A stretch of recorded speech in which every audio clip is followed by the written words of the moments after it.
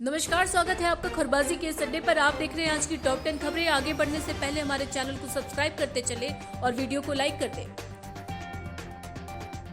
OROP pension पर जवानों को सुप्रीम कोर्ट ने दी खुशखबरी। ओआरओपी पेंशन संबंधी याचिका पर सुनवाई करते हुए सुप्रीम कोर्ट ने कहा कि यह मुद्दा बहुत ही महत्वपूर्ण है और इस पर सुनवाई 2 दिसंबर को होगी। उम्मीद है कि यह फैसला जवान के पक्ष में आएगा। जबलपुर आर्मी के राइफलमैन और उसकी पत्नी की फंदे से लटकी मिली लाश। साल भर पहले हुई थी शादी। जबलपुर में सेना के जवान ने पत्नी संग सुसाइड कर लिया। दोनों का शव आर्मी क्वार्टर में फंदे से लटका मिला। आर्मी के राइफलमैन शव जहां बरामदे में फंदे से लटका रहा था, वहीं पत्नी की लाश कमरे में लटकी मिली। सुसाइड से पहले दंपति के बीच कुछ विवाद हुआ था। उनकी शादी 1 साल पहले ही हुई थी। हिमाचल प्रदेश के कांगड़ा के रहने वाले पंकज सिंह 28 वर्षीय राइफलमैन के पद पर जीआरके में पदस्थ थे। साथ में उनकी पत्नी सुनीता सिंह 25 वर्षीय भी रह रही थी। शादी 1 साल पहले ही हुई थी। पड़ोसी के मुताबिक रात करीब 10 बजे दोनों खाना खाकर सो गए थे। इसके बाद उनके बीच किसी बात को लेकर विवाद हुआ। संभवतः उसके बाद पंकज सिंह रूम से बाहर बरामदे, वहीं सुनीता ने भी बेडरूम में पंखे के सहारे चुनरी का फंदा बनाकर फांसी लगा ली।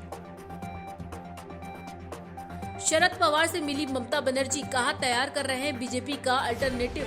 राहुल गांधी पर बोली अक्सर विदेश रहने वालों का क्या भरोसा। पश्चिम बंगाल की मुख्यमंत्री ममता बनर्जी ने बुधवार को कहा कि अब कोई संयुक्त प्रगतिशील गठबंधन यूपीए। बनर्जी ने कहा कि अगर सभी क्षेत्रीय दल एक साथ आ जाते हैं तो भाजपा को हराना आसान होगा। फारूक अब्दुल्ला संसद में जम्मू कश्मीर का पुराना झंडा लगाकर पहुंचे, हुआ जमकर बवाल।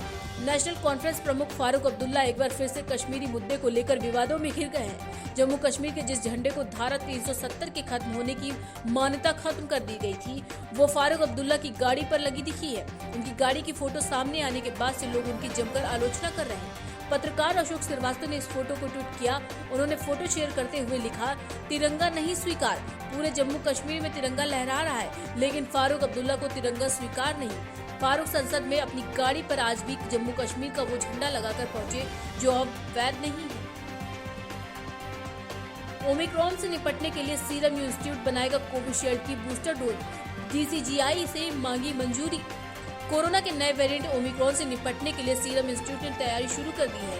इसके तहत कंपनी ने कोविशील्ड का बूस्टर डोज बनाने और कोरोना के नए वेरिएंट से आपात स्थिति में निपटने के लिए drugs controller general of India से मंजूरी मांगी है। यह जानकारी सीरम इंस्टीट्यूट के अधिकारियों ने दी। उन्होंने कहा कि अब देश में कोविशील्ड की वैक्सीन की कोई कमी नहीं है। ऐसे में दोनों डोज लगवा चुके लोगों को कोरोना के नए वेरिएंट को देखते हुए बूस्टर डोज लगवाने की मांग लगातार कर रहे हैं। बसपा को बड़ा झटका। सहारनपुर में 4 बार विधायक रह चुके जगपाल सिंह ने बसपा छोड़ भाजपा का दामन थाम लिया है। उन्होंने अपने पुत्र और बसपा के जिलाध्यक्ष रहे योगेश कुमार सहित अपने समर्थकों के साथ लखनऊ में भाजपा की सदस्यता ग्रहण की। उनके भाजपा में जाने से एक और जहां बसपा को झटका लगा है, वहीं भाजपा के उन नेताओं में बेचैनी है जो देहात से चुनाव लड़ने की तैयारी में है। हराड़ा सीट, जो अब सहारनपुर देहात के नाम से जानी जाती है, इस सीट पर जगपाल 4 बार विधायक रहे। एक बार उन्होंने बसपा प्रमुख मायावती के लिए सीट छोड़ी थी।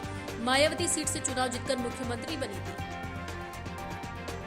ओवैसी ने कहा, महाराष्ट्र में शिवसेना को हरा सकते हैं, यहाँ भाजपा को भी।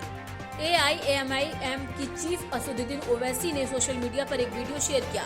इसमें वहां लोगों को संबोधित करते हुए कह रहे हैं कि महाराष्ट्र के औरंगाबाद में शिवसेना का कई साल से सांसद हुआ करते थे। इम्तियाज अली मेरे पास आए। इम्तियाज ने कहा कि मुझे चुनाव लड़ना है। मैंने कहा कि एक बार आप फिर सोच लो, वहाँ शिवसेना बहुत मजबूत है। लेकिन इम्तियाज ने कहा कि मैं जरूर लड़ूंगा और उन्होंने वहाँ कर दिखाया। वह जीत गए। अब इम्तियाज कई सालों से चुनाव जीत रहे हैं। शिवसेना के सांसद को महाराष्ट्र में हरा सकते हैं तो यहाँ उत्तर प्रदेश में हम भाजपा को भी हरा सकते हैं। पुरानी पेंशन बहाल नहीं हुई तो चुनाव में सिखाएंगे सबक।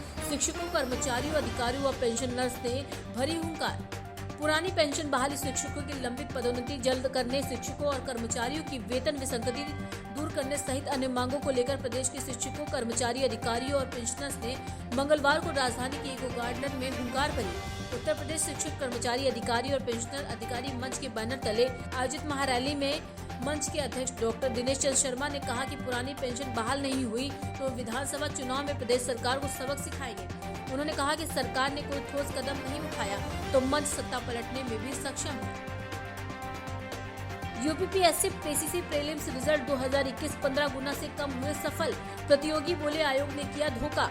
उत्तर प्रदेश लोक सेवा आयोग ने PCCS ACF RFO 2021 प्रारंभिक परीक्षा का परिणाम घोषित कर दिया है। PCS ACF RFO 2021 की भर्ती आयोग नए नियमों से करा रहा है। बदले नियम के अनुसार पदों के सापेक्ष मुख्य परीक्षा के लिए 15 गुना और साक्षात्कार के लिए 3 गुना अभ्यर्थियों को सफल होना चाहिए, लेकिन ऐसा नहीं हुआ। सफल अभ्यर्थियों की संख्या 15 गुना से कम है। इससे प्रतियोगिता में नाराजगी है। उनका कहना है कि आयोग ने प्रतियोगियों के साथ धोखा किया है। वहीं आयोग का कहना है कि भर्ती नए नियम से कराई जा रही है, वहाँ कोई गड़बड़ी नहीं है।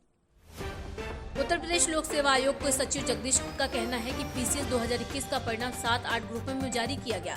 SC/ST के न्यूनतम 35% व सामान्य तथा OBC वर्ग के अभ्यर्थियों के लिए 40% अंक पाना अनिवार्य है। इससे कम अंक पाने वालों को शामिल नहीं किया जाता है, जबकि कुछ अभ्यर्थी CSAT में ही छट गए थे। योग्य अभ्यर्थियों के न मिलने के कारण कई ग्रुप ऐसे हैं जिसमें सफल होने वालों की संख्या 15 गुना से कम है, जबकि कई ग्रुपों में नियमानुसार 15 गुना अभ्यर्थी सफल हुए। UPTAT पेपर लीक मामले में बड़ी कार्रवाई, परीक्षा नियामक प्राधिकारी संजय उपाध्याय गिरफ्तार। उत्तर प्रदेश में UPTAT पेपर लीक मामले में STF ने बड़ी कार्रवाई की है। इस मामले में STF ने लखनऊ से TET परीक्षा कराने वाले परीक्षा नियामक प्राधिकारी संजय उपाध्याय को गिरफ्तार किया है। यूपी में बीते रविवार यानी 28 नवंबर को UPTAT परीक्षा आयोजित की गई थी, लेकिन इसका पेपर लीक हो गया था। ऐसे में परीक्षा रद्द कर दी गई थी। इस मामले में UP STF जाँच कर रही है। पहले भी निलंबित किए गए थे संजय उपाध्याय।